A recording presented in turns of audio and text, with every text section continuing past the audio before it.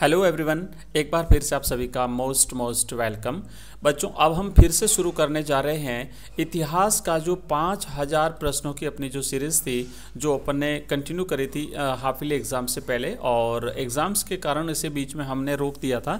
तो एक बार फिर से इसे शुरू करेंगे और अब फटाफट से हम कंप्लीट करेंगे 5000 क्वेश्चंस पूरे। इसमें हम बहुविकल्पात्मक प्रश्न भी करेंगे, रिक्त स्थान वाले प्रश्न भी करेंगे, अति लघुतरात्मक प्रश्न, लघुतरात्मक प्रश्न और साथ ही साथ निबंधात्मक प्रश्न भी करेंगे, और अंत में हम करेंगे जो आपके मैप से रिलेटेड जो क्वेश्चंस होते हैं वो भी कंप्लीट।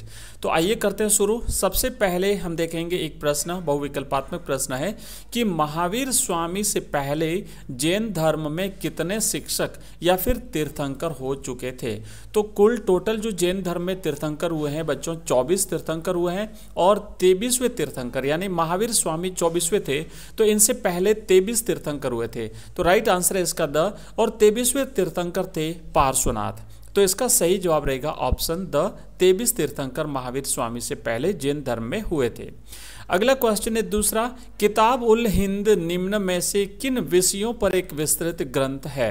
अब यहाँ पे जो क्वेश्चन है ना बच्चों, हिंदी और इंग्लिश दोनों में हमने तैयार किए हैं। जो बच्चे इंग्लिश मीडियम के स्टूडेंट हैं उनके लिए भी हेल्प हो जाएगी, तो इंग्लिश में भी मिलेंगे और हिंदी में भी आपको यहाँ पे क्वेश्चंस मिलेंगे।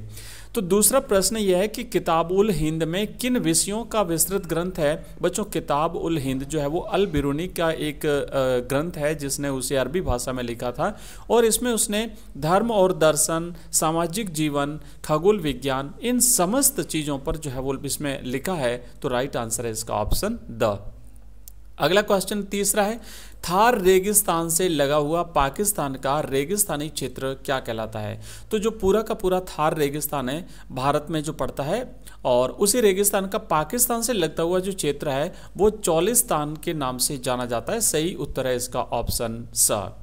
इंग्लिश में भी लिखा हुआ है कि what is the desert area of Pakistan adjacent to the Thar desert called ना, उसका तो राइट आंसर रहेगा ऑप्शन सी, चौलिस्तान। नेक्स्ट अगला क्वेश्चन है चौथा, और चौथा प्रश्न है कि अमीर खुसरो किसके शिष्य थे। एक प्रसिद्ध कवि अमीर खुसरो। तो बच्चों इसका सही जवाब रहेगा ऑप्शन बी, शेख निजामुद्दीन औलिया साहब जो थे इनके शिष्य थे अमीर खुसरो। राइट आंसर है इसका ऑप्शन ब। अगला क्वेश्चन है पांचवा, बाणभट्ट किस शासक के राज कवि थे। ऑप्शन एक अशोक, दूसरे कनिष्क, तीसरे हर्षवर्धन और चौथे हैं चंद्रगुप्त। इंग्लिश में भी लिखा हुआ है कि Banabhatta was the royal poet of which ruler. Answer है इसका बच्चों ऑप्शन सी, हर्षवर्धन। हर्षवर्धन के शासनकाल में बाणभट्ट हुए थे। इनकी बाणभट्ट की एक प्रसिद्ध रचना है बच्चों कादम्बरी, है ना, कादम्बिनी बाणभट्ट ने लिखा था। अगला क्वेश्चन नेक्स्ट है छठा, प्रयाग प्रशस्ति की रचना किस भाषा में हुई है। तो प्रयाग प्रशस्ति की रचना संस्कृत भाषा में हुई है, और इसको लिखा था हरिसेन ने। प्रयाग प्रशस्ति की रचिता हरिसेन है, संस्कृत में इसे जो है वो लिखा गया है। इंग्लिश में लिखा हुआ है कि इन विच लैंग्वेज वॉज प्रयाग प्रशस्ति कंपोज्ड। तो आंसर है कि प्रयाग प्रशस्ति was composed in Sanskrit language. Next question number 7 है, सातवाहन राजाओं से विवाह करने वाली रानियों के नाम किन गोत्रों से उद्भूत होते थे। तो गौतम और वशिष्ठ गोत्रों से उत्पन्न होते थे इन रानियों के नाम।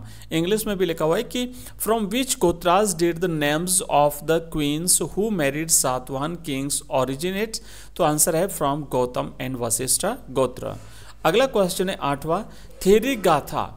थेरी गाथा एक बौद्ध ग्रंथ है बच्चों। तो जो थेरी गाथा बौद्ध ग्रंथ है इसका संबंध किस पीटक का हिस्सा है। थेरी गाथा जो है ये सुत्त पीटक का हिस्सा है बच्चों। जो त्रिपीटक हैं बौद्ध धर्म के जो ग्रंथ हैं, त्रिपीटक यानी 3 पिटारियां या 3 टोकरियां, जिसका अर्थ होता है सुत्त पीटक, विनय पीटक और अभिधम पीटक। इसमें से थेरी गाथा है ये सुत्त पीटक का हिस्सा है। Theri Gatha Buddhist text is a part of which Pitaka. तो ये सुत्त पिटका। नेक्स्ट क्वेश्चन नंबर 9 बच्चों, अगला प्रश्न है 9वां कि बर्नियर के अनुसार पश्चिमी भारत में व्यापारियों का समूह जो होता था वो क्या कहलाता था, और ये व्यापारियों का समूह जो था उसका जो मुखिया होता था वो क्या कहलाता था।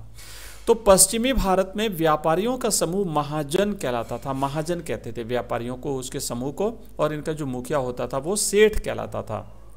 इंग्लिश में है कि according to Bernier according to Bernier what were the groups of traders in western India called. पश्चिमी भारत में जो इनका समूह जो होता था, ग्रुप्स जो होता था ट्रेडर्स का, व्यापारियों का, वो क्या कहलाता था। And what was their leader called. तो आंसर है in north western India groups of traders were called Mahajans and their head was called Seth. Question number 10 है बच्चों कि नयनार कौन थे। तो दक्षिण भारत में भक्ति काल की अगर हम बात करें तो दो प्रकार की संत परंपराएं वहाँ से शुरू हुई थी।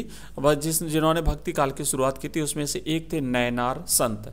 ये नयनार जो थे ये शिव भक्त थे और भगवान शिव को अपना आराध्य मानते थे।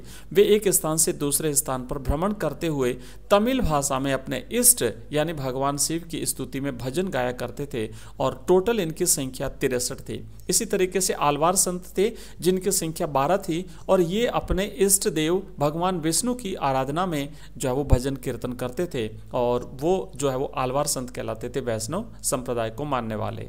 इंग्लिश में है कि हु वर नयनार्स, तो आंसर लिखेंगे Nayanar was a Shiva devotee saint. While travelling from one place to another he used to sing hymns in Tamil in praise of his god. Their number was 63।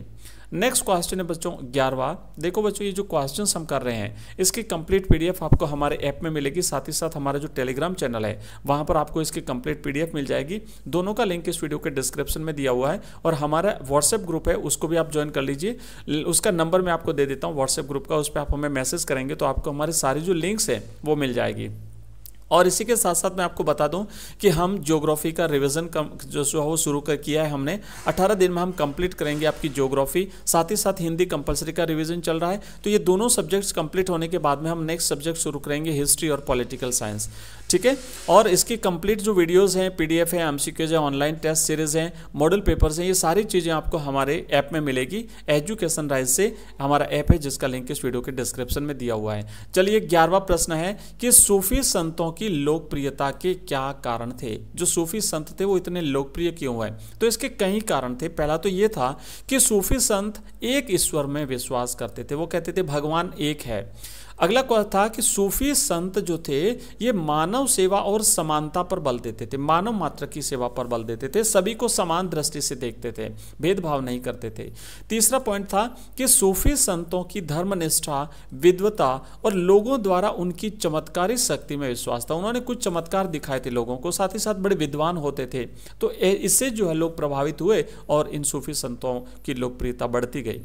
Next point है कि सूफी संतों ने धर्मांधता, धार्मिक कट्टरता का विरोध किया और हिंदू मुसलमानों में एकता और सामंजस्य स्थापित करने पर बल दिया, क्योंकि उस समय धार्मिक कट्टरता काफ़ी तेज गति से बढ़ रही थी और धर्मांधता बहुत ही ज़्यादा हो चुकी थी। तो इन्होंने दोनों धर्मों में एकता स्थापित करने पर बल दिया, तो इससे भी लोग प्रभावित हुए और इनको जो है वो लोकप्रियता हासिल हुई। तो ये कुछ क्वेश्चंस हमने आज की इस क्लास में किए हैं और इसी सीरीज में लगातार आपको क्वेश्चंस मिलते रहेंगे। एवरी डे आपको एक वीडियो मिलेगा और ये पूरे 5000 क्वेश्चंस की अपनी सीरीज रहेगी बच्चों। कुछ प्रश्न हम पहले कर चुके हैं और नेक्स्ट भी हम आगे भी करते रहेंगे। और कंप्लीट ये 5000 प्रश्न अगर आप एक ही जगह पर प्राप्त करना चाहते हो तो वो सारे के सारे आपको हमारे ऐप में मिलेंगे। इतिहास 5000 प्रश्न उत्तर करके वहाँ से आप देख सकते हैं। मिलते हैं अगली क्लास में अगले नेक्स्ट कुछ इंपॉर्टेंट क्वेश्चंस के साथ। तब तक के लिए जय हिंद, जय भारत।